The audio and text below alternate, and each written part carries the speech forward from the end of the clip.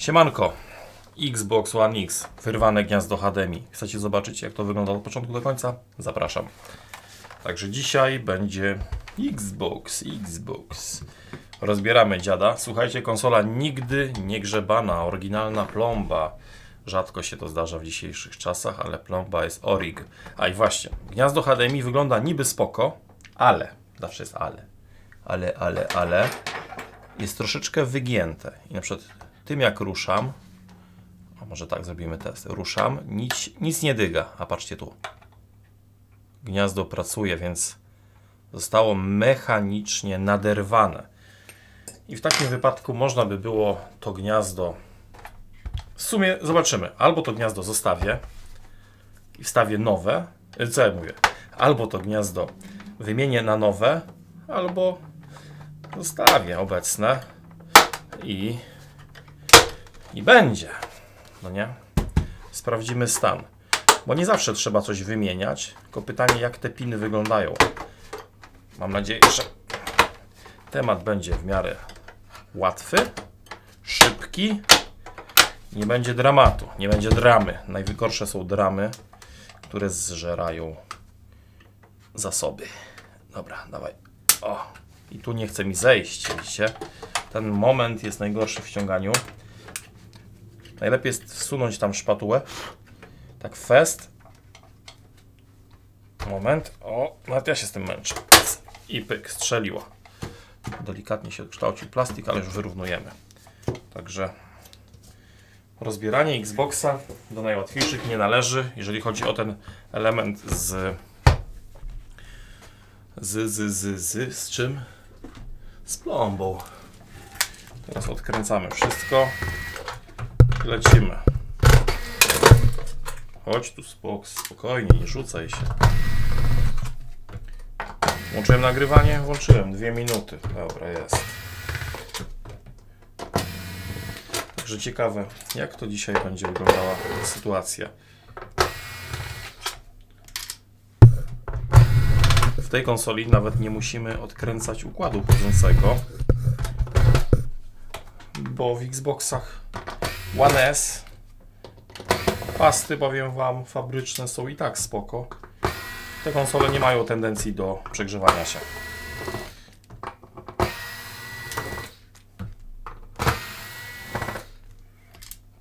Pach.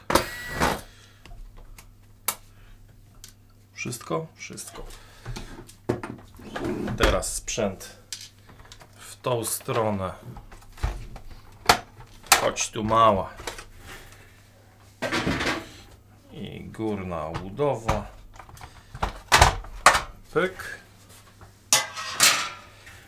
Brudna ta konsola. Aż mi szkoda moich rękawic. Ściągnę sobie, bo jakby wiecie, tak non-stop pracował w rękawicach, które są w miarę czyste, to jedna para dosłownie na jedną naprawę. Jeżeli rękawice kosztują, nie wiem, 10 zł, no to nie robi się tak kolorowo. A ja tutaj lekarzem nie jestem.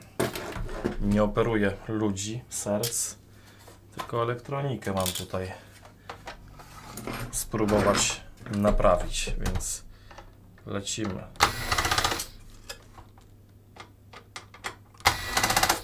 Odkręcanie lewą ręką. Odkręcacie coś lewą ręką? Ja nienawidzę. Dobra, to. I śrubka poleciała.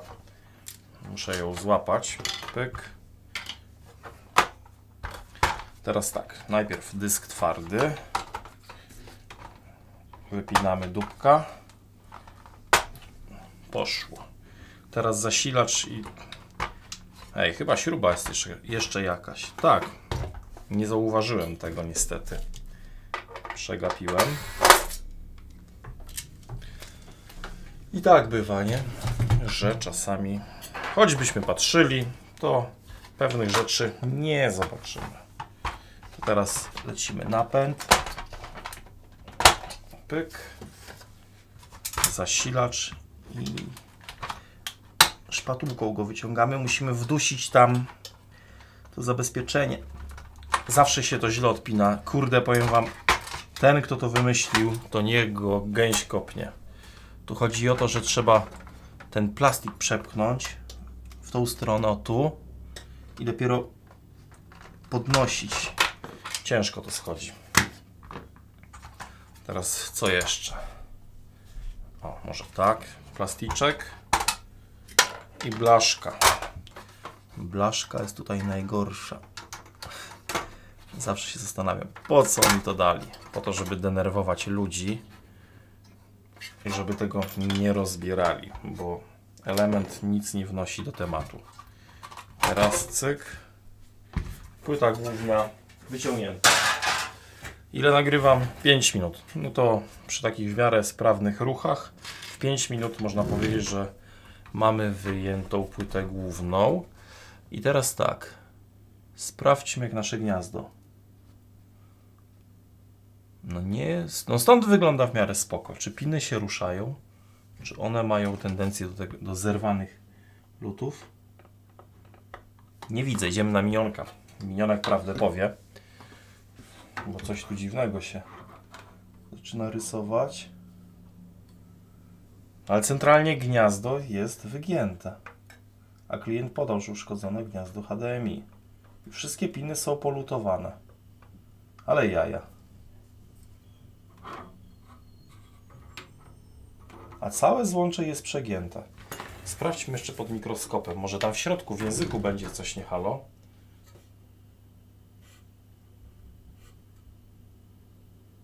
Dziwne. Doprawdy dziwne.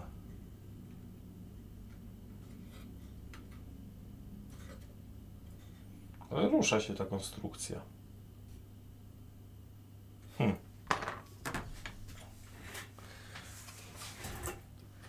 Można było tą konsolę podpiąć do monitora i sprawdzić, czy ona może czasem daje obraz, bo ja tego nie zrobiłem.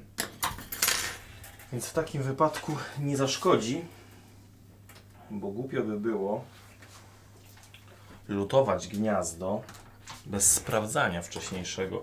Jeżeli mamy oczywiście konsolę, gdzie mechanicznie jest uszkodzone HDMI i piny są pozrywane, to najbezpieczniej jest nie podpinać takiej konsoli do prądu, do HDMI i tak dalej. Bo chodzi o to, żebyśmy nie zrobili jakiegoś tam zwarcia. Więc wtedy ok. Natomiast tutaj, kiedy złącze wygląda znośnie, to lepiej ten test wykonać. Janusz Widelec sprawdzić, czy ona daje obraz, bo miało być fajnie, niby się rusza, ale teraz po zdemontowaniu, nie mogę się wysłowić, sprzęt wcale się tak źle nie zachowuje. Także klasycznie włącznik, dysk twardy i sprawdźmy. No właśnie, zawsze mówię w filmach, czy może nie zawsze, staram się mówić, sprawdź, czy konsola reaguje na wyłączenie spada.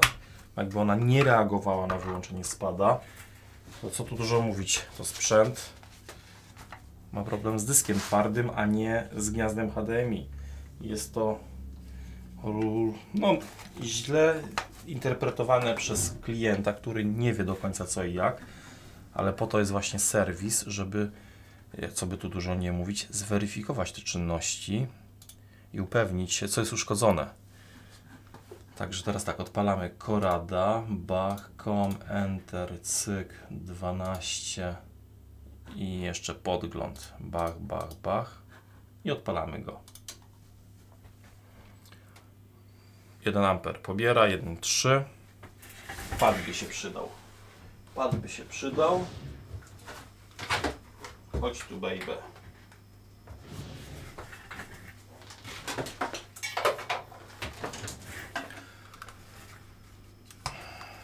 Zaraz zobaczymy. Bo co jest uszkodzone? Pad mruga. Odpalmy ją. 3, 2, 1, go. Czy się wzbudzi, czy da obraz? Zakładam, że u nas Mieciu może podłączał na pierwszym stanowisku serwisowym tą konsolę i upewniał się, czy ona da obraz, czy nie, no ale no nie wiem, nie rozmawiałem z nim na ten temat. Póki co konsola nie wzbudza monitora, lampka się nie zapala. No wy tego nie widzicie, bo kubek z Dragon Ball zasłania. Obrazu nie ma. Po dysku wciskam, pad zadrżał, raz do góry daję i A. Konsola wyłącza się, czyli ona wchodzi do głównego menu. Jest niby wszystko ok, ale nie daje obrazu. Co do diody, nasza metrówka świeci. Linia 5V jest aktywna.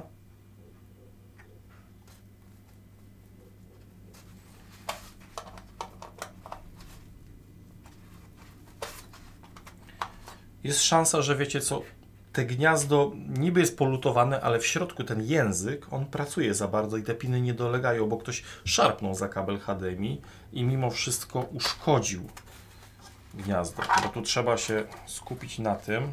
Pokażę Wam pod tym kątem. O, może nawet tak, czekajcie. Chodzi o ten ruch. Tu jest duży luz. Zobaczcie, ja wpiąłem metrówkę HDMI. Bardzo dużo luzu siedzi na tym gnieździe. Patrzcie. Bardzo. Myślę, że piny nie łączą. Ok, w takim układzie zasilanie zabieramy. Wymieniam te gniazdo, bo nie podoba mi się jednak. Lepiej się upewnić, nie? Z gniazdami HDMI jest ogólnie taki niewdzięczny temat, że nie wszystko da się zweryfikować. Można by było teraz wpinać taką metrówkę i mierzyć po kolei pin po pinie, czy łączy, czy nie. Tylko że w momencie, jak zaczynamy ruszać delikatnie kablem, to nie ma połączenia. I robi się trochę miszmasz. Teraz tak, hoter w rękę. Ściągamy gniazdo. Grzejemy laminat. Jak to będę robił? Zaraz Wam pokażę. Od góry ujęcie, bo stąd mogę sobie na to pozwolić. Pyk. Kładziemy sobie płytę. Hoter na maksa, temperatura 500. Grzeje jak się da. Zobaczymy, ile czasu będzie trwało nagrzewanie. Najbardziej zależy nam na pinach masowych.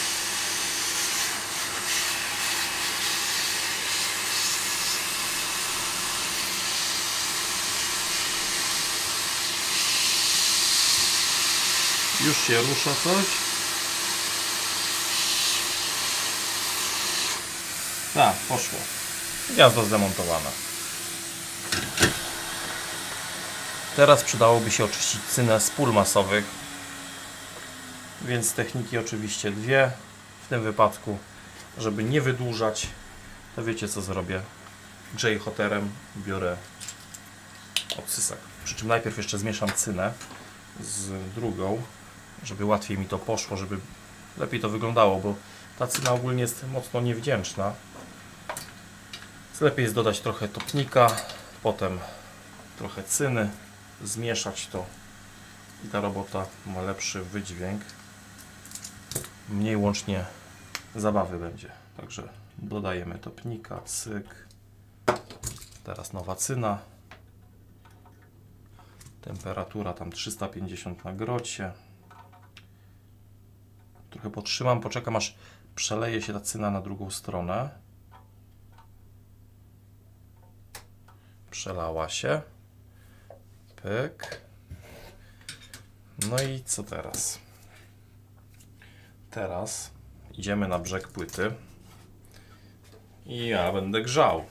Będę grzał, Wam pokażę, jak ja to robię. Jeszcze wyłączę tego korada. Muszę sobie pod jednym guzikiem korady wszystkie pstryk. Właśnie, muszę dodać taką scenę. No i znowu nadmuch. I to nie trwa długo, nie? Ile nagrywam? 14 minut. Jedna dziura już oczyszczona. Druga. 2,5. 3. 3,5.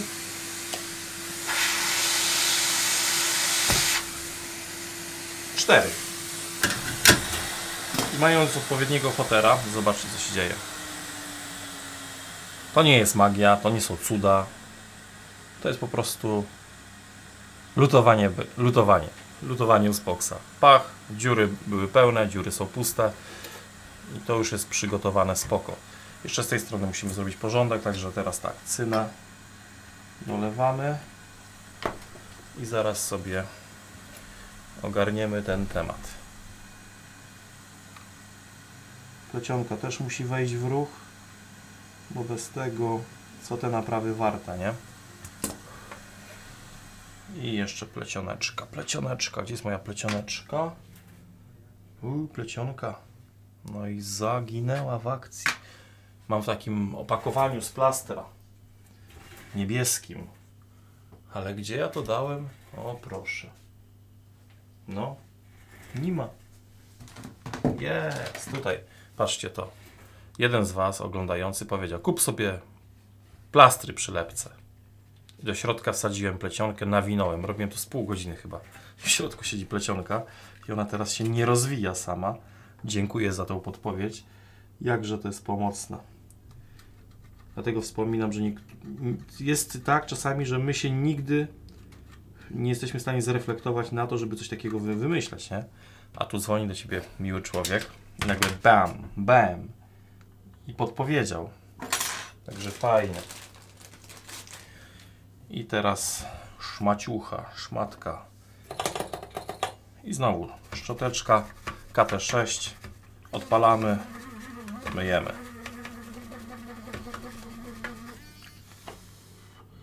Laminat jaki? Względnie czysty, aczkolwiek można jeszcze tutaj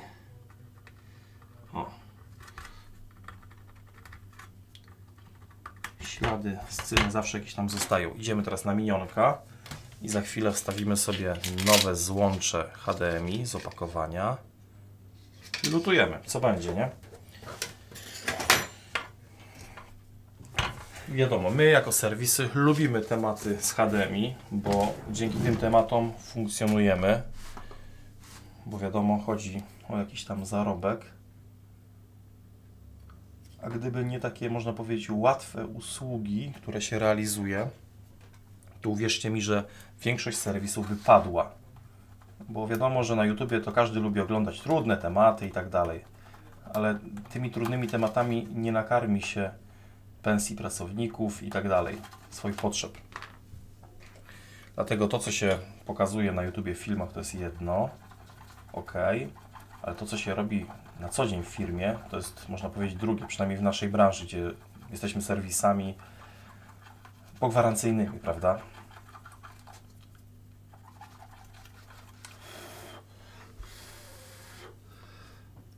I teraz wstawiamy nasze gniazdo.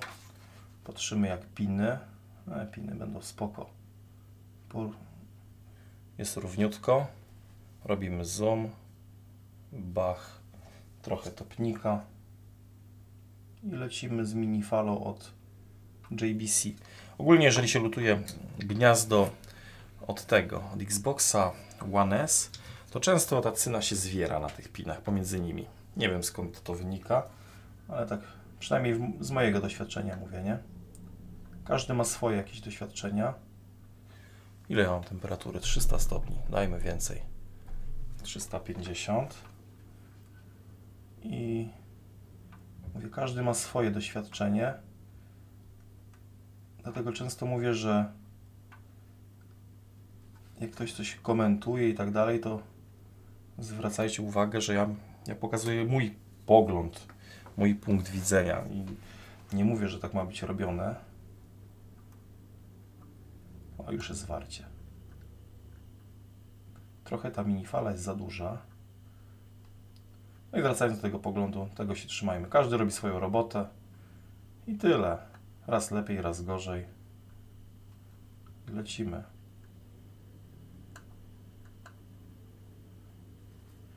Grunt, żeby nie być takim zbyt mocno, że tak powiem, uszczypliwym.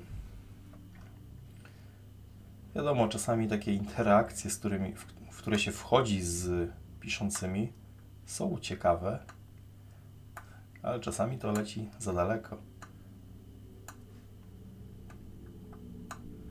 Więc pewne rzeczy są tolerowane, inne niekoniecznie.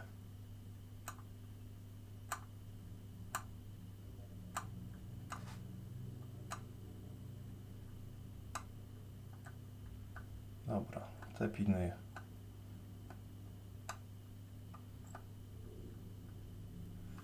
polutowane. Teraz gniazdo odwracam, czy gniazdo, płytę główną, sorry. To już taki skrót myślowy, nawet nie, musimy stąd zrobić, bo nie będzie tego widać. Jeżeli chodzi o zalutowanie tych pól masowych, no to przydałby się większy grot. Ja do takich rzeczy używam właśnie szpatuły do BGA.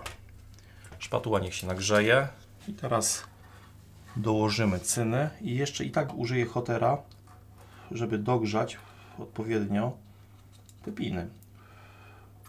Bo ta cyna musi się przelać na drugą stronę. To jest punkt wyjściowy, przynajmniej ja tak uważam. Nie każdy się musi z tym zgodzić, ale wolę, żeby to gniazdo było solidnie polutowane, a nie na zasadzie, że będzie trzymało dobrze pół roku, a potem i tak się wysra. Także teraz nadmuch 350, źle mówię, temperatura 350, nadmuch 50 i używając hotera dogrzewam.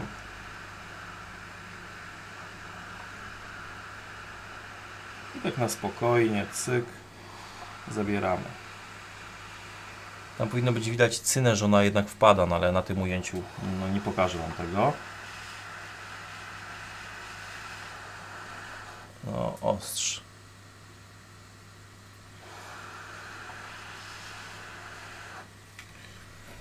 Jeszcze trochę topnika.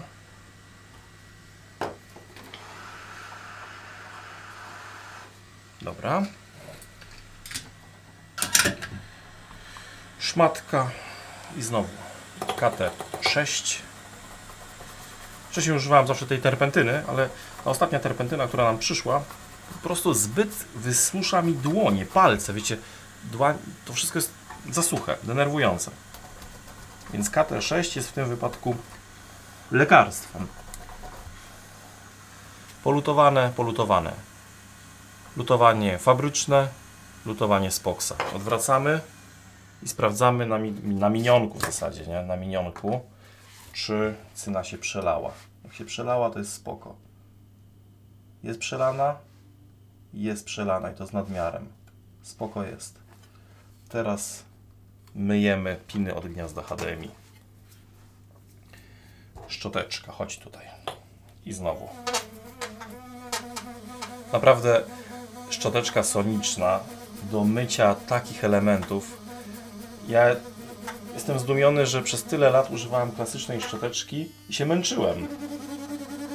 A tu przykładasz, tam się robota konkret robi, domywa. Przepatent.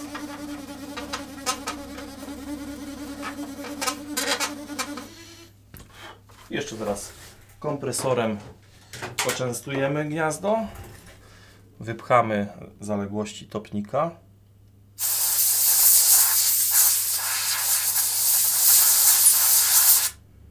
Topnik opuścił gniazdo. No i to wygląda. Wygląda spoko. Przybliżmy, sprawdźmy. Piny są dobrze polutowane. Tam widać, że ta cyna poszła do samego końca. Bo tutaj wiecie, jeżeli lutujemy gniazdo HDMI, to nie chodzi o to, żeby na początku zrobiła się bułka cynowa i tyle. Chodzi głównie o to, żeby ta cyna pod pinem poszła do samego końca i się elegancko zalutowało to. I wtedy mamy pewność, że te piny nie zruszą się od tego, że ktoś zacznie gibać złączem. Teraz można powiedzieć już część najlepsza. Test. Znaczy, będzie najlepsza, kiedy konsola po takiej, można powiedzieć, prostej wymianie da obraz. Czy da? Nie wiem. Oby. Żeby się zaraz nie okazało, że to jeszcze był problem z gniazdem. Ktoś ruszał kablem, raz łączyło, raz nie łączyło. I w takim wypadku oczywiście co się mogło zepsuć? Gniazdo, nie gniazdo HDMI, tylko transmitter. Mogło uwalić transmitter. To jest niestety taka zależność, że najgorzej jak na przykład małe dzieci grają na konsoli i coś tam się zadzieje z tym kablem. Jest problem z komunikacją, jeżeli chodzi o konsola, telewizor. Dzieci się dorwą i wtedy już no wiadomo, męczą te gniazdo tak długo, aż zacznie dawać obraz. A to różnie bywa. Więc wiadomo, o co chodzi. Prąd. Dawaj prąd. 12 V ustawione. To. Mam wszystko. Dysk twardy, włącznik, wentylator. Puszczamy prąd. Gdzie jest podgląd? Korad, bach. I lecimy. Konsola oczywiście zalicza samostart. To jest to, o czym już nieraz wspominałem. Ona ma tak jakby wake on LAN, nawet nie. Tam jest unexpected shutdown w BIOSach niektórych laptopów, w sumie płytach głównych serwerowych tak jest zrobione. Jest taka opcja, że jeżeli sprzęt elektryczny utracił prąd, to potem ma za zadanie sam się uruchomić, jeżeli zostanie prąd przywrócony. Dobra, włączamy ją. 3, 2, 1, let's rock! No i czekamy. Czy będzie niebieskie, czy nie? No mam nadzieję, że będzie. Nie będzie.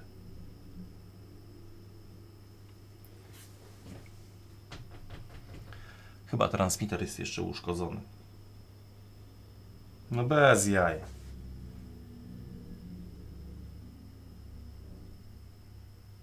Nie tak miało być. Gniazdo było luźne. Widać było, że jest podniesione względem oryginalnego. Ja jestem głupi, nie podpiąłem kabla HDMI. Brawo, Spok z geniuszu. Wtedy chyba podpiąłem, nie? Myślę, że podpiąłem. Dobra, wpinamy. Da obraz? Daj obraz. Nie daje?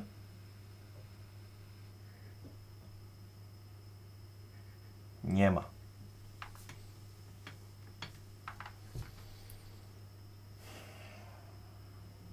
Nie podoba mi się to. Miało być miło. Nie jest miło. Monitor nie poszedł spać. Świeci cały czas na niebiesko. Dziwne. Czekajcie, wyłączę konsolę. Jeszcze raz ją włączę. Trochę dziwne rzeczy tu się dzieją. Bo standardowo powinien wykryć, że nie jest podłączone żadne urządzenie. Ale tego nie robi. Jeszcze przeskoczymy na termowizję w międzyczasie. Sprawdzimy na termowizji, czy transmitter się grzeje. Bo jeśli się grzeje, widać, że się nagrzewa, to on jest walnięty. Mogłem też to w pierwszej kolejności ogarnąć, ale tutaj tak czy siak to gniazdo było wygięte trochę. Pracował ten język, to mi się nie podobało, więc tak czy siak z doświadczenia wiemy, że kiedy tego gniazda byśmy nie wymieniali, nie kombinowali z nim, byłby problem, więc dlatego tak w tym wypadku działa się szablonowo. Widzisz, że gniazdo jest luźne? Wymieniaj gniazdo. A co potem jeszcze przyniesie, czy transmitter, czy co, no to trudno. To wychodzi później. Teraz tak, pyk i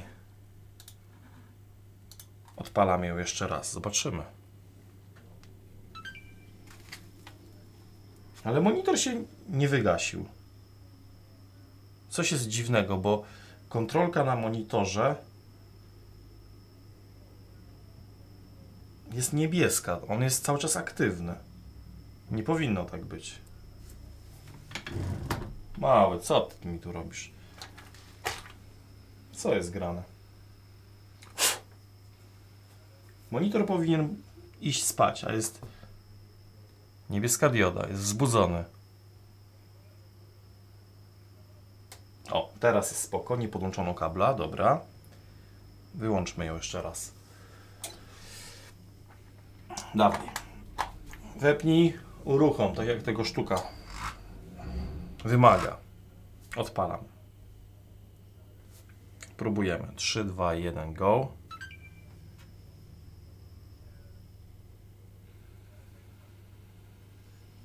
No. Ale monitor uśpił się. Czy się wybudzi? Nie, nie wybudza się. Nie będzie dawała obrazu. Znowu dochodzi zawsze coś więcej. Tak jak poprzednia naprawa Xboxa po burzy. Uszkodzony LAN, ale też uszkodzony transmitter. W tym wypadku luźne gniazdo ruszające się, wymachane. Jeszcze transmitter. No niedobrze. Niedobrze. I w tym wypadku albo wymiana transmitera, albo drutowanie wchodzi w grę. Albo coś jeszcze, bo tego nie wiemy, nie? Zaraz będę musiał szybko jakiś transmitter wlutować. No i zobaczymy. Ale takie momenty są niefajne. No i na termowizji, patrzcie. Xbox, wentylator, transmitter. Transmitter nagrzewa się, czyli jest uszkodzony. Ach, auć. Nie wolno tak. Szkoda. Mogłem najpierw odpalić termowizję, ale... Dobra, próbujmy go wyłączyć. Wyłącza się. Za ten czas muszę iść szybko po jakiś transmitter z płyty głównej dawcy. Moment, zaraz wracam. Czaisz mnie tu, że w tej konsoli i gniazdo, i transmitter? No bez kitu. Jak tak można?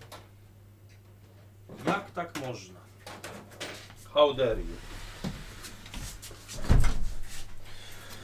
Mam drugą płytę, podpisana nasza, odkupiona. Wylutujemy transmitter, sprawdzimy. Bo co innego mogę zrobić? Trzeba się jakoś bronić z sytuacji. Nie każdy chciał, żeby tak było. Ale to mówię, to są rzeczy, które wyskakują w trakcie. W idealnym świecie, w idealnych warunkach to robisz jedno, ma działać. A tutaj co? Znowu druga rzecz doszła, nie? Więc demontujemy układ.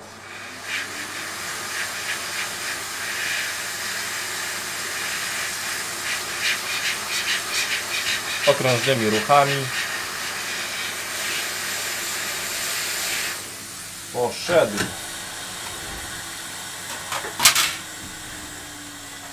I teraz płyta właściwa. Tylko muszę tą piankę PE zabrać, bo ona by się zjarała. No niestety nie lubi wysokich temperatur. Także trzeba uważać. Tutaj nadmuch trochę niższy. Nagrzejmy transmitter. Mogłem jeszcze zmierzyć, wiecie co, te diody u góry EG8, E6, żeby się nie okazało, że ktoś majtał gniazdem HDMI, się uszkodziło, ale szanse są niskie, ale zawsze są. Dobra, transmitter na bok, lutujemy bezpośrednio nowy w miejsce starego.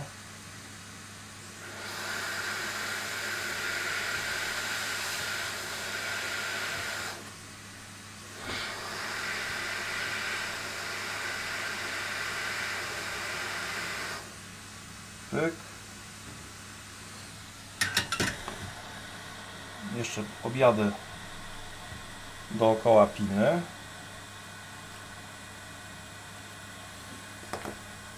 I zaś transmitter. Zaś ten transmitter. Myślałem, że nie będzie lutowania transmitterów na tym kanale. Zbyt wielu takich lutowań. Ale jednak to powraca jak bumerang. O, chodź tu do mnie. Let's go.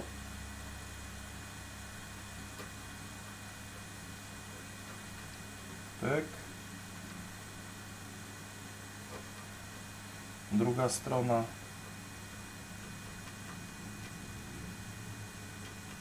Trzecia strona. I jeszcze czwarta. Siadło. Polutowane. Spoko. Mycie. Myjemy. Szmatka i heja. Myślałem, że dzisiejszy materiał, wiecie, będzie taki krótszy. Po prostu krócej, szybciej to zrobię. Pokażę, że jedno HDMI zmienione, jest spoko. No, jednak nie tym razem.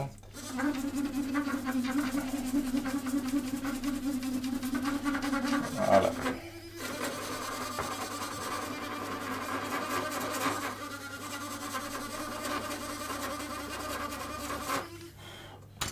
myślę, że domyte. Teraz hoterem dogrzeję.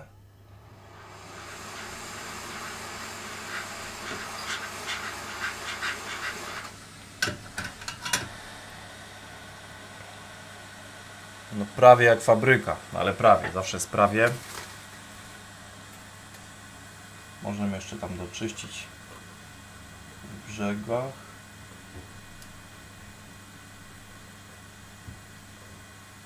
Jeżeli mamy chemię serwisową, to naprawdę ma to znaczenie. Jeżeli ta chemia jest dobra, ona wspomaga te wszystkie procesy.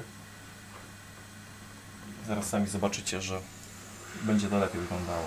Chyba, mam taką nadzieję.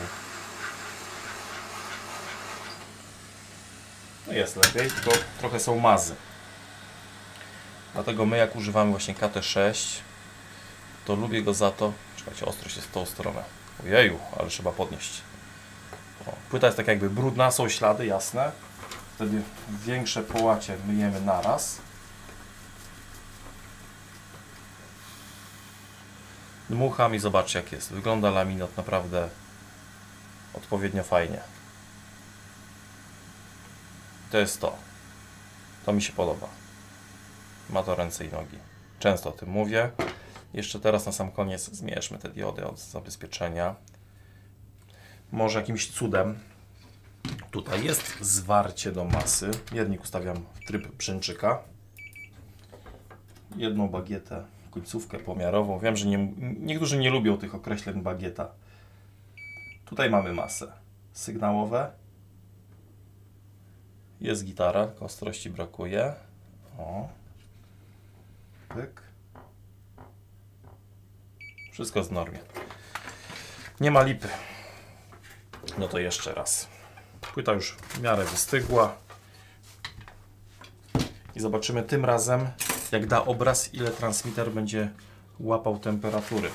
Jeszcze troszeczkę ostudzę płytę kompresorem. Bo pokażę Wam obecną temperaturę. O. Jest tutaj ciepło.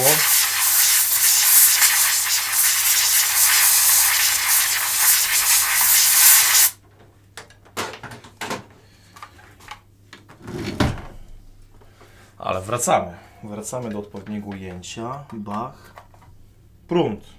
Spok, gdzie jest prąd? Prąd mamy tutaj. Prąd wyłączony. No i może teraz będzie lepiej. Puszczamy. I będzie dajdzie do obraz. Ta konsola jest centralnie brudna. Nie podoba mi się ona tutaj. Jest cała zakurzona.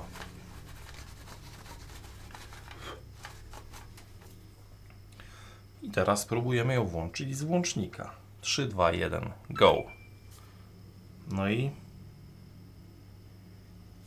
monitor się nie wzbudza.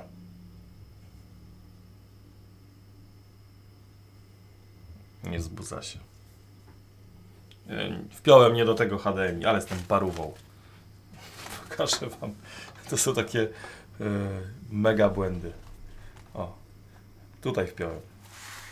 No, ała, kurde. Uważajcie na palce. Wpinamy do odpowiedniego. Wpinam do... Pyk. Pewnie da obraz. O, jest obraz. Tadam. Sorry za to. Błąd. Ale to tak jak wspominam. Nie ma sytuacji bez wyjścia, tylko trzeba jakoś tam sobie poradzić w danym momencie i myślę, że będzie dobrze. Idziemy jeszcze do ustawień. Zawsze mnie zastanawia, gdzie to jest. Ustawienia. I sprawdźmy, czy są wszystkie dostępne rozdzielczości. Ustawienia TV i opcje wyświetlania. Moment, bo ja tego nie widzę. O, teraz jest lepiej. Wierność i overscan, wykrywanie automatyczne, rozdzielczość. Przełączmy na 720p. To też nie jest wcale taki głupi test. Przełączyć na 720p, sprawdzić, czy jest obraz OK i potem znowu pyk, 1080p, jeszcze raz. Poszło. No to mamy to. Można powiedzieć, że mamy to. Ostatnio zadawałem pytanie, czy robić filmy, w których rozbieram konsolę, testuję, składam na full, czy nie. I w sumie nie wiem, bo jeszcze nie jest puszczony on na ten drugi kanał. Wy już go oglądaliście zapewne, bo czas idzie do przodu. Także nie wiem dzisiaj, jak się zachować. Czy mam go z powrotem składać, ale będzie to nudne. Także dajcie mi jeszcze raz feedback, wsparcie w komentarzach, czy nagrywać całkowite składanie konsoli, czy nie. Jeżeli materiał się podobał, łapa w górę.